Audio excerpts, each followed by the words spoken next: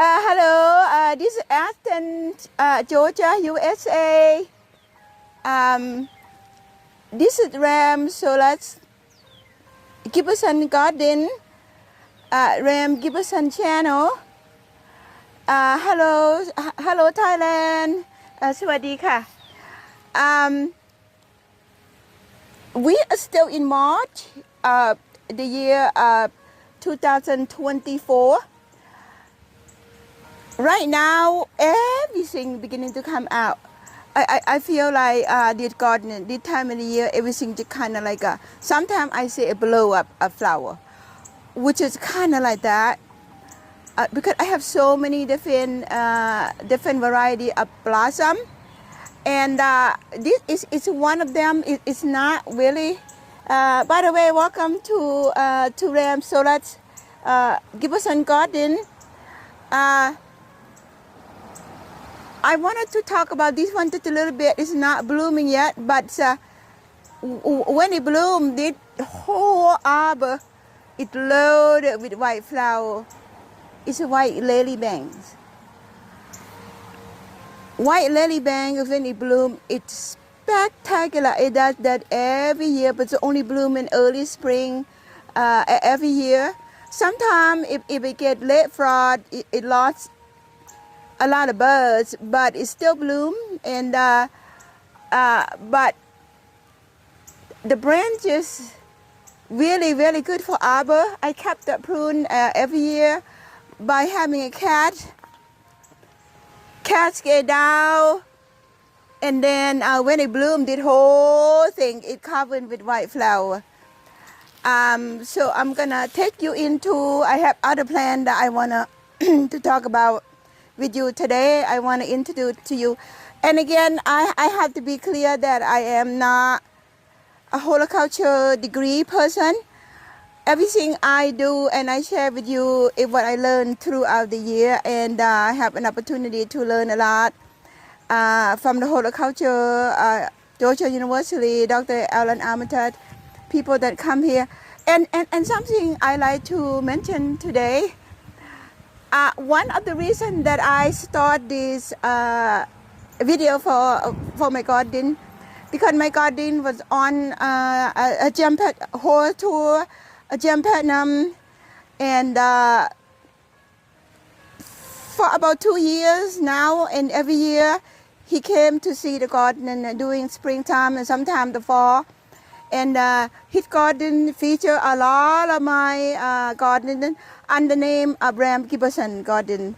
So if you go there, host to Jump Platinum channel, it had a lot of the theory of my garden in a different time.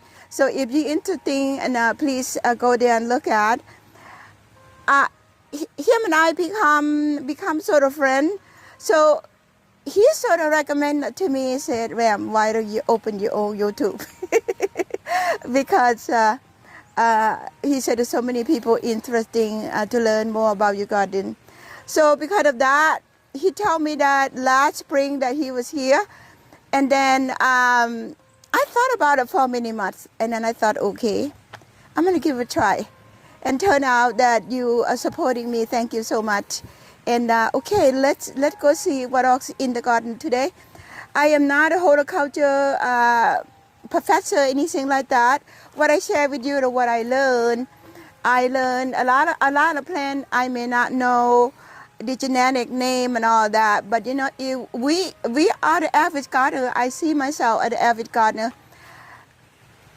I don't think we need to. I don't need to understand the Latin name and all those genetic name and all that, because I'm not propagating them. I'm not growing them to sell. But that's what the people that I am talking to, people who gardening for the weekend, you know, after you retire, maybe you go to school, you want something for fun, or maybe you just started. Okay, let's tour the garden. And I have Cody Barnett is here with me today and holding the camera. And a while back, I have pointed out about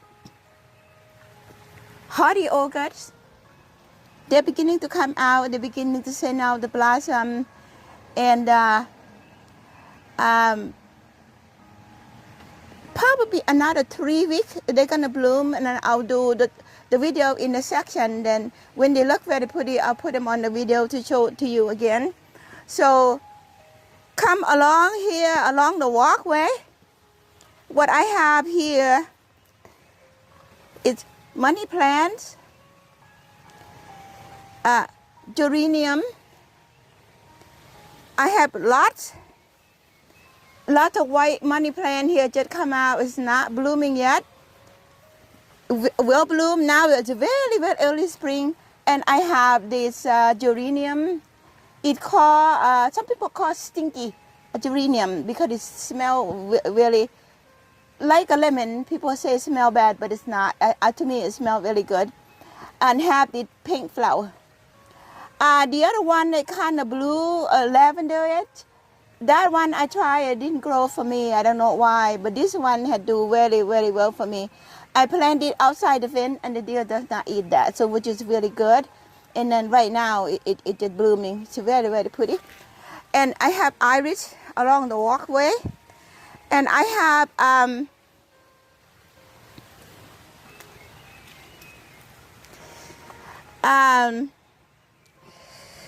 the name has slipped my mind right now. It's a native plant. I'll come back to that right now. The name has slipped my mind. And I have, some of you might recognize that when you see that. So I have the dwarf mondo. And this is the walkway that I showed you earlier in the year, about a month ago or something, that I have built this. This is the Indian hawthorn. I put it here. This is the oak leaf hydrangea, the same one I showed you how to prune yesterday. But this one a little bit further ahead than that one. You see how this one I didn't prune, that Cody pruned this one. He did a good job. And then beginning to come out, and this is gonna be a white flower that coming out here. It's very, very pretty. And Cody pruned this, I think it was about 3-4 weeks ago. Cody, you pruned it about 3-4 weeks ago? Yes. Okay. It looks very, very good, and when it blooms, this is gonna cover it up real well. And here, what I show you about using the cutting that tree to build the walk, not really build the walk, to border the walk.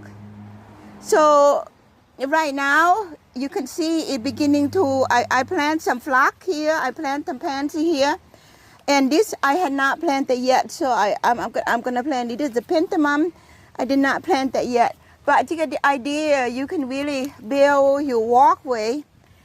And like I said, in a dark corner. This right now we're getting some sunlight coming on, but later on when the sun go down, this kind of dark. Like I said yesterday in that video, if you have like a dark corner, put the bright yellow plant. It doesn't matter what kind of plant. If you put the bright yellow plant, it kind of lit up, like a turning on the light bulb, like Dr. Alan Amatas said that. So I put it here, and then the contrast, color and contrast, complement and contrast. This is a complement right here, and this is a contrast because it's the blue and then the yellow. So think about that. These things are really not complicated at all. You don't even have to think of the term, the color and contrast. You just think what you like, and then kind of do that like that, and it's like that too. It's pretty simple. Then I'm gonna come this way. Cody gonna follow me this way. Today I'm kind of touring to you what it beginning to take shape in early spring. Right now is about mid-March, and I'm gonna walk slowly. Let Cody show you what along the walkway.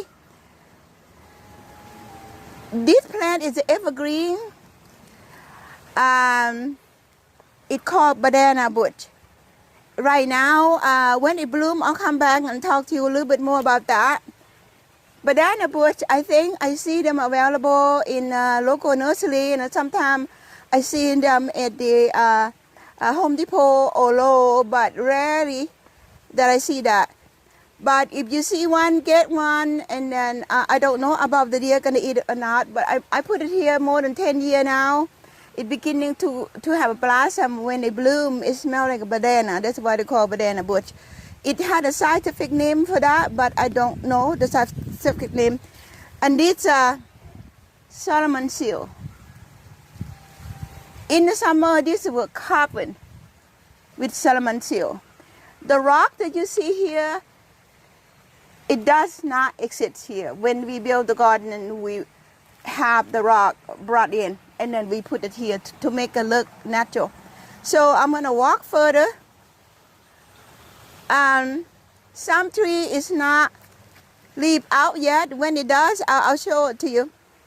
I put the bird bath here because a lot of birds live in my garden, and then I not gonna talk about a lot of plants here. You see, I'll come back and talk about a little bit more about that. Well, as a matter of fact, I'll point it out here. This is a white lobhelm. White lobhelm, you're not seeing that many. You usually see the purple one, but this one is white. So we cut it to keep it in the shape. So when it bloom, beginning to come out, it looks just like the purple one, the flower, except a little bit bigger, and then it's white. So the reason I put it here, when the leaves come out, it cascade out a lot of shade, and the white stand out in the dark area, just as good as yellow. That's why I put it here. So what you see here is the combination of the native yellow cup that grow naturally in Georgia. And this, what you see here, is not blooming yet. It's beginning to send the blossom out. It's a kind of lavender yet color. It's a Mexican hyacinth. It's not blooming yet right now. So I'm gonna come. This is dawn. If you can get the camera all the way up, it's so high. It's so beautiful. This is dawn redwood, my favorite tree. We used to live in California. We went up to the redwood sequoia. And those redwood, huge, they've been there for over 200 years, some of them. And over the Whitewater King River at Redwood Sequoia up in the mountain in California, Los Angeles, California. I fell in love with the tree. I went and hugged the tree. So when we moved here, I learned that a dawn redwood sequoia will grow here. So I went. While I'll be developing it, I bought 3 trees. It's about that big around. It's about 3 gallon size. I planted here. I planted one here. I'll tell you the other one later. And now it become the gorgeous tree. It's so beautiful. And then the foliage, it's small. When it come out with iridescent green, and then it turn into the darker green, but it never be like a blue green, more like a yellow green. And then it like that throughout the year. The great shelter for the birds. Then in the fall, it turns in, it depends on what year it is in the fall. Sometimes it turns in like a cinnamon color, the rustic cinnamon color. The leaf is so tiny. It stays on for a while, depend on how hot or how cold the temperature is. And then I love the tree a lot, because when the leaf fall, it's not a lot of big leaf that I have to pick it up to become the part of the compost. Very, very well. I liked it a lot. It does not have the random root that would damage anything except this. The root, it kind of built up, coming up like this, and this is one. And then along there because it provides a lot of shade. Those are my compost area from the chicken poop, but I'll talk about that later.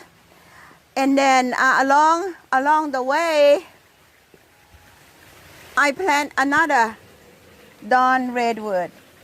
That one and this one, plant all at the same time. This one also is beautiful. Then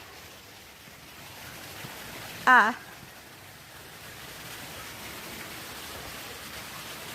plant this one. From what I learned, that I say if you're going to plant a tree thinking about the zigzag, like a pyramid, they explain if you plant something like that, I'm going back to the feng shui and the sixth sense. They said if you plant the tree like a pyramid shape, it represents the Egyptian form, like this. Egyptian is the form of ancient that had established for, I don't know, 1,000 or hundreds. I'm not sure. You go and find out and let me know too. It had ability because it's ancient, it's the tomb. Some of those have all kind of magic from what I know, but I don't know much, so I'm going to leave that to people who know. But they said, the point of this, they said those shape of Egyptian provide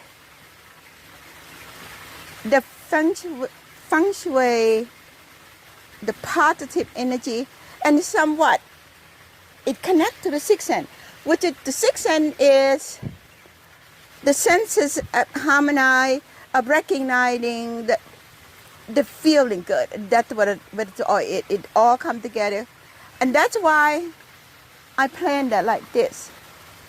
I planned it there, I planned it here, and I planned another one here to have that idea of the positive energy flow because it follow like this. Another point of it is, in your garden, even the same area like this, you think you go out, you plant it, you take the tree and you plant it there. You would think the soil in your garden to be all the same, but they're not. Which you already see that one is big. And this one less than. And this one is more tiny. So I think the environment had a lot to do with how the tree, how the nature are dictating how the tree grow. I would assume that those that not have a bigger tree when I planted to fight, to survive. But this one is the gigantic oak tree right here. I think this one, it kind of have to have that competition. And I think because of that, they let food and let whatever it need. And also it had to fight up there to grow. Those are not. This just the thought of what you're paying attention to your garden. If you understand that, you will know, okay, then I might need to eliminate some tree in order to succeed, such. So that entirely is up to you. You know, for me, I have people come in and eliminate quite a few branches of the oak tree.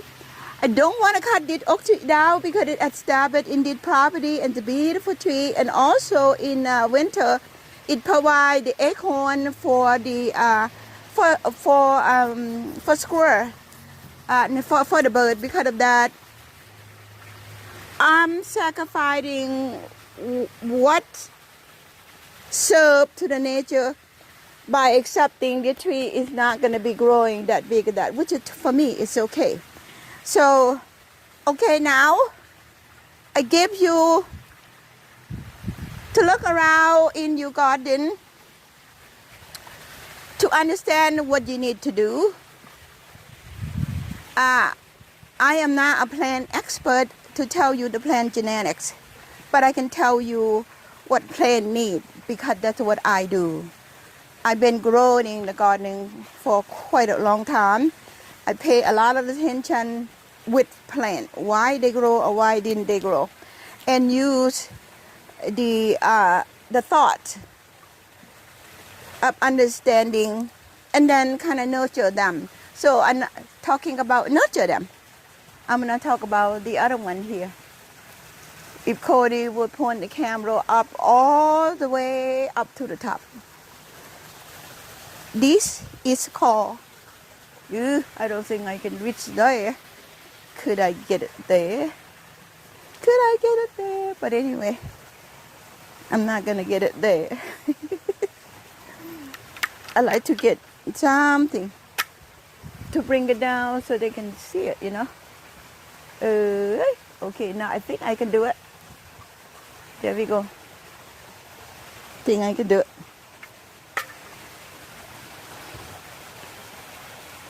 Bear with me for a little bit. I don't want to pour down too much. I don't want to end up breaking them.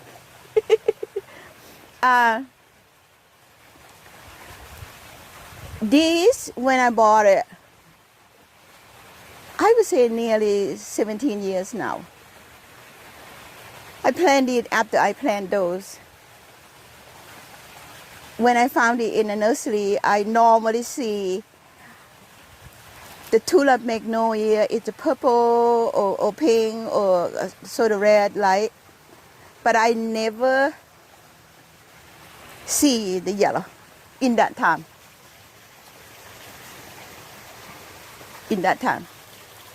I never see the yellow.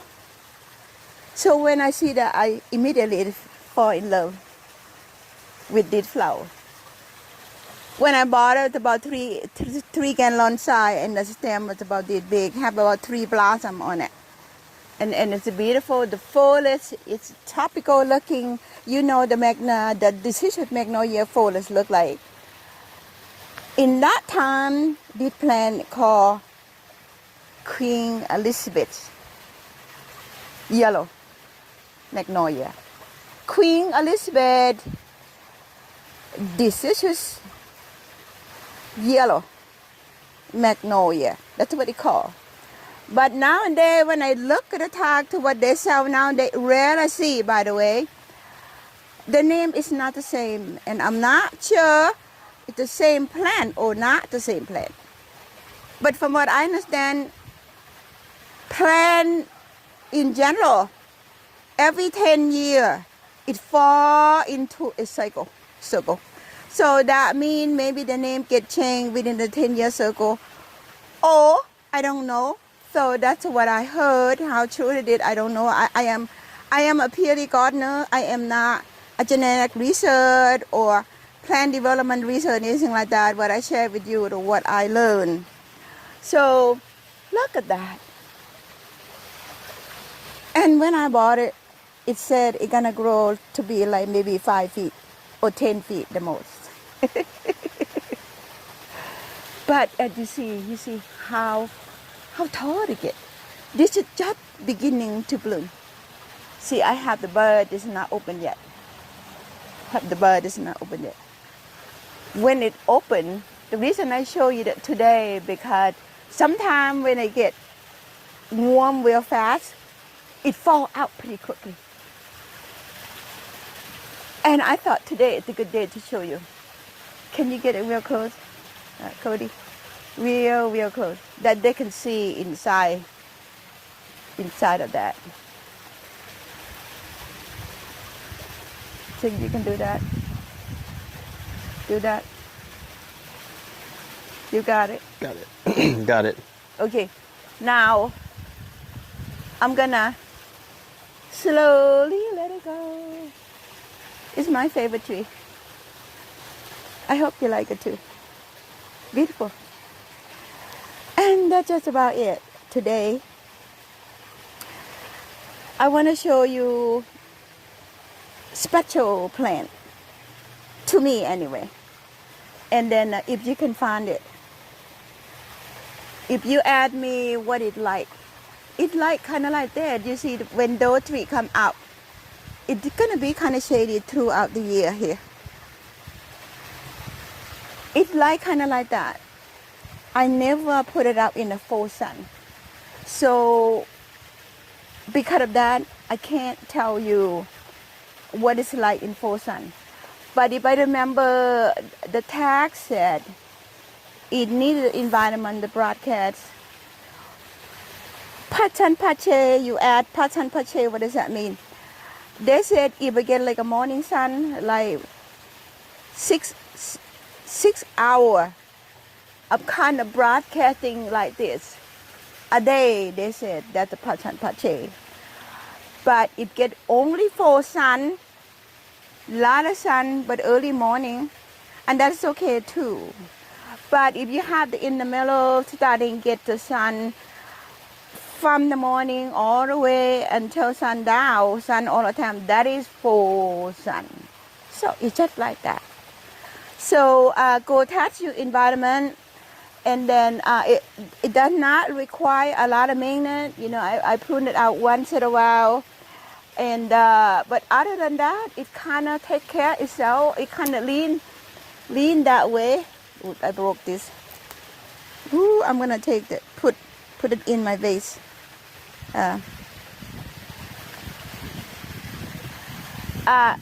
It kind of lean that way because those branches are pushing that way.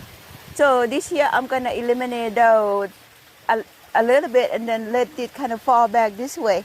But it doesn't matter. But when you're looking at from that angle, it's beautiful.